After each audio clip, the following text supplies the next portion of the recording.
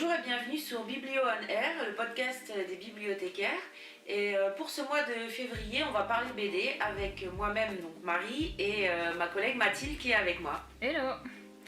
Alors effectivement, on est toutes les deux assez férues de bande dessinée et on a commandé ensemble les dernières nouveautés. Elles sont arrivées fin décembre, on a pu en profiter en janvier, c'était Noël qui était prolongé. Dans cette commande, on a reçu La Bombe, on a reçu L'Homme qui tue à Chris Kyle, on a reçu Peau d'Homme, on a reçu les derniers tomes des Enfants de la Résistance, D'une nuit à Rome, des Vieux Fourneaux, de l'Arabe du futur. Enfin vraiment c'était Byzance. C'était Byzance, c'était des cadeaux, on était super contentes. Moi j'en ai lu plusieurs parmi celles-là. J'ai beaucoup aimé le dernier Arabe du futur. Et toi Marie, t'as lu quoi ? C'était quoi tes derniers coups de cœur ? Moi, parmi cette commande là, pour l'instant, j'ai déjà lu Peau d'Homme que j'ai adoré. Je dois le lire. On aura peut-être l'occasion d'en reparler.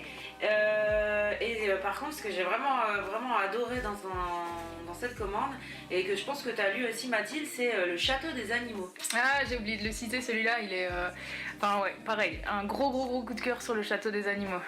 Effectivement, donc c'est une bande dessinée en 2 tomes qui est une petite merveille qui est dessinée magnifiquement et donc qui met en scène des animaux dans un château qui ont à la suite de la désertion des hommes, enfin les hommes ne sont plus là et en fait ils ont pris le contrôle et ils ont une société régie par les animaux et qui est en fait cette BD, on peut le dire, hein, c'est vraiment une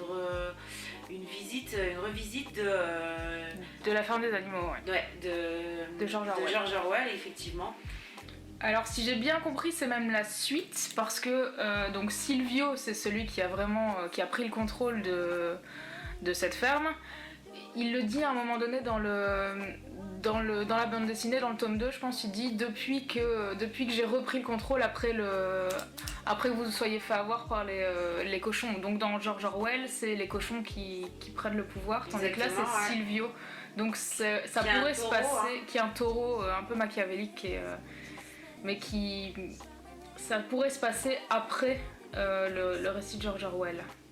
Effectivement, ouais, et alors du coup il y a en scène donc comme ça tous ces animaux, donc le taureau Silvio qui dirige d'une main de fer, qui est aidé par une armée de chiens de garde, on peut le dire. Et on retrouve ici dans les personnages principaux une chatte et ses petits et un lapin hyperactif, on va dire ça comme ça. Et en fait, ils vont essayer de se révolter, quoi. Et c'est vraiment un dessin magnifique. C'est magnifiquement illustré, effectivement. Mais par contre, tu disais que c'était en 2 tomes, mais c'est pas terminé. Oui, effectivement. On a déjà 2 tomes. On attend impatiemment la suite. Impatiemment. Et du coup, c'est vrai que quand on en a discuté toutes les deux, on s'est dit les animaux, c'est quand même un thème qui est assez récurrent dans la bande dessinée. Et comme tu disais tout à l'heure, on les oublie souvent. On est dans on oublie la présence des animaux, mis à part, c'est malheureux à dire, mais dans notre assiette, on oublie toute cette vie foisonnante qu'il y a autour de nous. Et les illustrateurs BD sont quand même là pour nous le rappeler, parce qu'ils utilisent énormément les animaux. En discutant, on s'est rendu compte qu'il y avait quand même plein de séries BD magnifiquement illustrées qui étaient sorties ces dernières années avec des animaux en première ligne. Ici, on a récemment fait l'acquisition de La Bête. Donc c'est un scénario de Zidrou et c'est dessiné magnifiquement par Franck P, qui était déjà dessinateur de Broussailles et de Zo. Oui, Zo qui est aussi un de tes gros coups de cœur. Qui est aussi un de mes gros coups de cœur, mais que moi j'ai pas encore lu, mais que tu m'as conseillé plusieurs fois, et donc je vais vite l'emprunter. Oui, parce que c'est pareil, c'est les animaux, c'est cette mise en scène des animaux, c'est cette verrière qui rappelle l'âge d'or de l'architecture du début du siècle passé. Et, vraiment, c'est les dessins qui sont splendides. Du coup, ici en 2020, ils ont sorti La Bête, c'est l'histoire du marsupilami qui cette fois-ci n'est plus un charmant petit animal. Petit personnage de bande dessinée pour les enfants, mais. C'est ça, mais qui est un animal complètement revisité comme s'il était sauvage, comme s'il était réel en fait. Exactement. Quand on le voit là sur la couverture, on a du mal à la reconnaître, assez féroce comme ça. Donc là, on l'a pas encore lu, mais elle sera bientôt disponible dans les rayons de la bibliothèque et on va vite se jeter dessus et la lire avant de vous la proposer. Si le sujet des animaux vous intéresse, et donc dans la bande dessinée évidemment, et que vous êtes novice sur le sujet et que vous savez pas trop par quoi commencer, on peut déjà citer un grand classique de la bande dessinée qui date de 1945, juste après la fin de la Deuxième Guerre mondiale, et qui s'appelle La Bête est morte, et qui met en scène en fait la Seconde Guerre mondiale, mais du point de vue, enfin pas du point de vue, mais avec des personnages représentés par des animaux. Et donc on a le grand méchant loup qui est Hitler, et les nazis, et les loups sont les nazis. Et après tous les animaux qui essayent de lutter contre cette invasion, et à l'image de ce qui s'est passé pendant la Deuxième Guerre mondiale. Ouais, l'idée a été aussi bien des années plus tard reprise par Art Spiegelman quand il a dessiné le récit de son père qui avait survécu à la Shoah dans le roman graphique qui s'appelle Maus. Donc voilà, pareil, si vous savez pas par où commencer en bande dessinée, vraiment c'est un incontournable. Alors il faut savoir que c'est un récit qui a été c'est illustré en noir et blanc. Faut au début peut-être un petit peu s'accrocher par rapport au dessin qui est particulier, mais c'est pareil, les nazis et les Allemands sont représentés par des chats, et forcément leurs victimes, en l'occurrence ici c'est plus les juifs qui sont représentés, ce sont les souris. Alors on retrouve également des chiens, on retrouve des grenouilles, à chaque fois ce sont des nationalités différentes.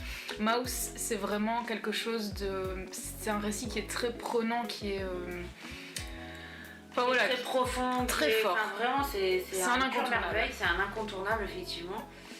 Après, il y en a vraiment pas mal, mais on en a sélectionné vraiment quelques-uns qui sont dans nos coups de cœur. Dans un registre Mathilde, dans un registre plus léger, je pense que t'adores vraiment De Cap et de Croc. Bah, c'est super drôle. Ouais, c'est génial. Super marrant. Ça, du coup, là, on passe un peu de légèreté parce que c'est vrai que là, c'est des thèmes assez difficiles. De Cap et de Croc, faut aimer le théâtre, faut aimer la langue française, faut aimer Molière, faut aimer l'absurde. Faut pas avoir peur de vouloir s'envoler vers la lune dans un monde complètement imaginaire, en compagnie d'un renard et d'un loup, encore une fois, et de tout un tas d'animaux. Et enfin, dernier incontournable, Marie, je te laisse parler de Black Sad. Alors là, Black Sad, on passe dans un autre registre, effectivement.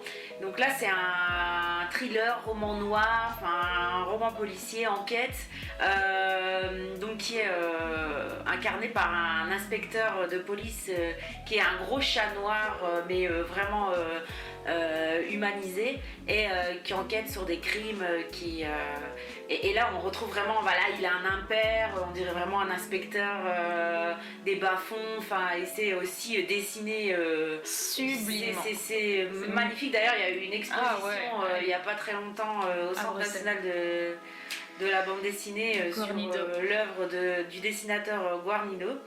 Parce qu'il faut voir ça, les expressions de ce chat et des autres personnages qui apparaissent au fil du récit.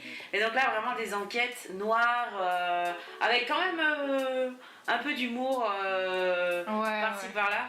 Mais c'est vraiment un chef-d'œuvre qu'il faut découvrir. Pardon. Oui, non, je t'en prie, vas-y.